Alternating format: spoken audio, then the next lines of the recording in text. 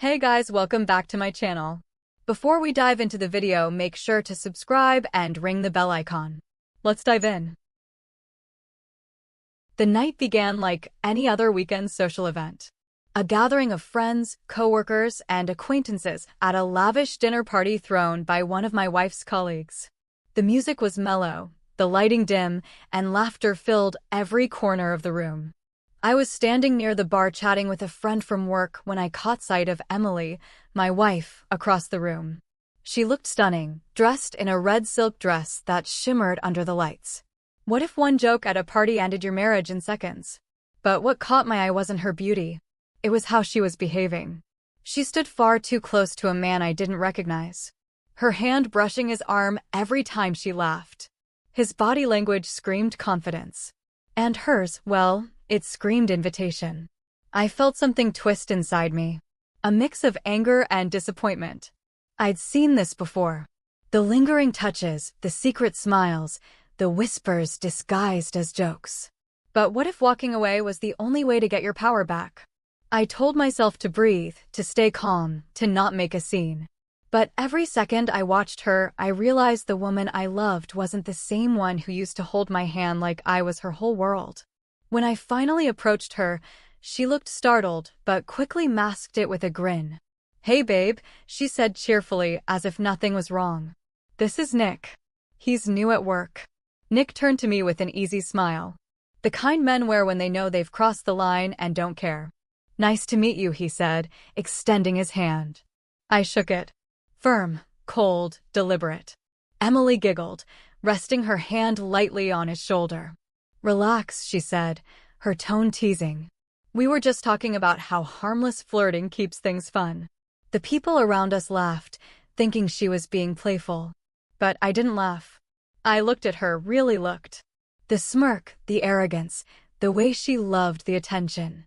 I felt something shift inside me. I smiled calmly and said, "You're right, Emily. Being single will probably be fun too." The laughter stopped immediately. Her face went pale. The room seemed to freeze. "What did you just say?" she whispered, her voice barely audible over the music. "You heard me," I replied, keeping my tone even. "If flirting is harmless fun, then so is walking away."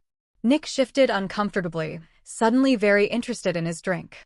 The others looked away, pretending not to hear. Emily grabbed my arm. "Jason, I was joking." "Come on." "No," I said gently, pulling my arm free. "You've been joking for months." "I'm done laughing." I turned and walked out. The cool night air hit my face as I stepped onto the porch. I didn't look back. My phone started buzzing immediately. Texts from Emily. Calls I ignored. By the time I got home, she was already there, waiting in the driveway. "Jason, please," she said, tears in her eyes. It was nothing. Just stupid flirting.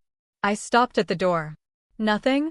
That's what you call it when you touch another man like that in front of everyone? When you laugh at my trust?" She reached for me. "I didn't mean." "You never do," I cut in. "But you keep doing it anyway." She followed me inside, pleading.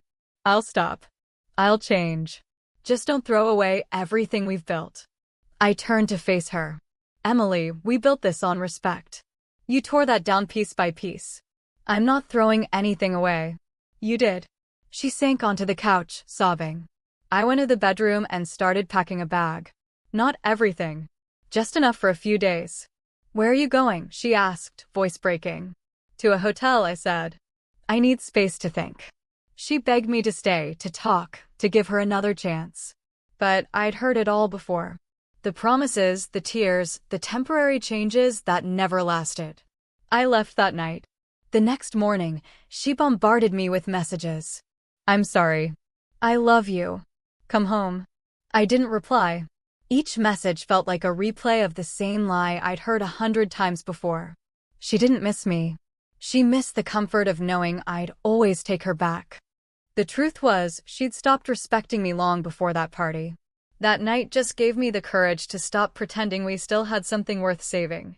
Weeks later, a mutual friend called to tell me she'd been a wreck.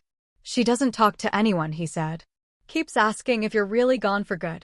I told him the truth. I left that night and never looked back. Because once you see your partner laughing with another man the way she used to laugh with you can't unsee it.